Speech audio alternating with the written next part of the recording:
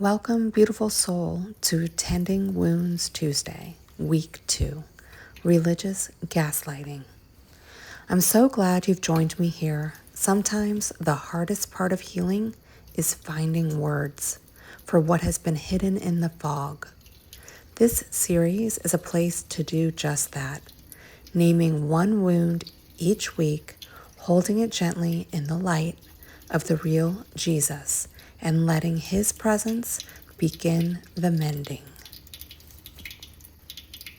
Our first 12 weeks are focused on religious trauma, before we dig into toxic family systems and more. Last week, we began with spiritual abuse. Today, we name the wound of religious gaslighting, a tactic that distorts truth, erodes trust, and leaves you questioning your own reality. Just a gentle note before we begin. I'm not a clinician, and nothing here is meant as a diagnosis. I speak to you as a fellow survivor, someone who has walked this same road. If what we talk about stirs something deep in you, I encourage you to bring these named wounds to your therapist, your counselor, or another safe, trained support, and invite the real Jesus into that space for deeper healing. This is meant to be a gentle companion on your journey, not a substitute for the care you deserve. This week's wound, religious gaslighting. Religious gaslighting happens when leaders, communities, or even trusted spiritual friends use doctrine, theology, or God's will language to distort reality. Instead of acknowledging harm, they recast it as your fault. You're bitter. You're gossiping. You're being divisive. You've misunderstood their intentions. It tells you that your memory is wrong, your experience is invalid, and your pain is actually a spiritual failing. Sometimes it sounds deceptively hopeful. You might hear, hearts are softening, men's eyes are opening, there's changing happening. You just can't see it yet. Hold on, stay connected.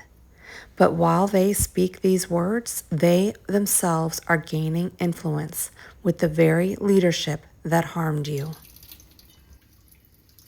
They may even position themselves as your spiritual mediator, claiming they are advocating for you while maintaining loyalty to the system over your safety.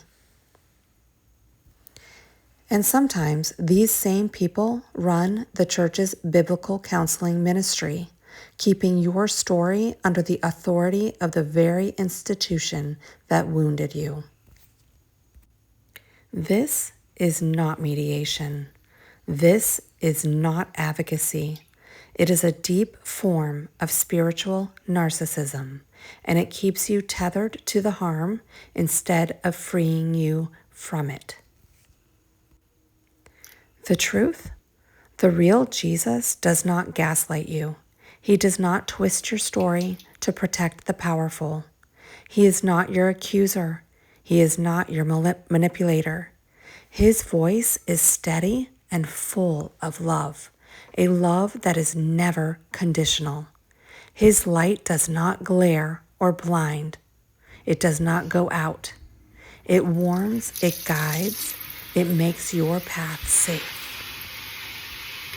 Let's shift now to a gentle reflection with Jesus. Instead of trying to revisit the hardest moments right now, I invite you to simply notice Jesus' presence with you in this moment.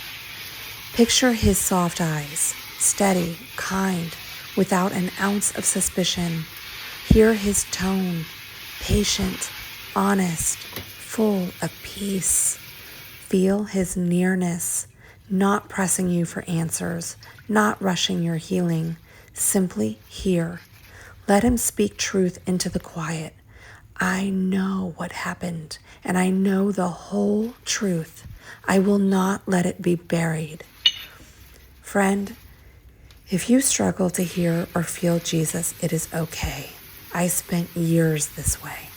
This is trauma. You are not doing anything wrong. It does not mean Jesus has left you or that you don't have him. He is with you even now, holding you. Healing takes time. There is hope. You will hear. You will feel again. Seek the help you deserve. You are loved deeply. Go with this blessing for the week. Beautiful soul, if gaslighting has made you doubt your memory, your voice, or your worth, may this week be a gentle return to truth.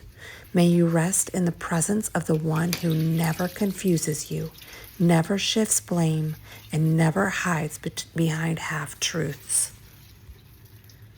May you remember always you are seen by Jesus, safe with Jesus, and deeply loved by Jesus.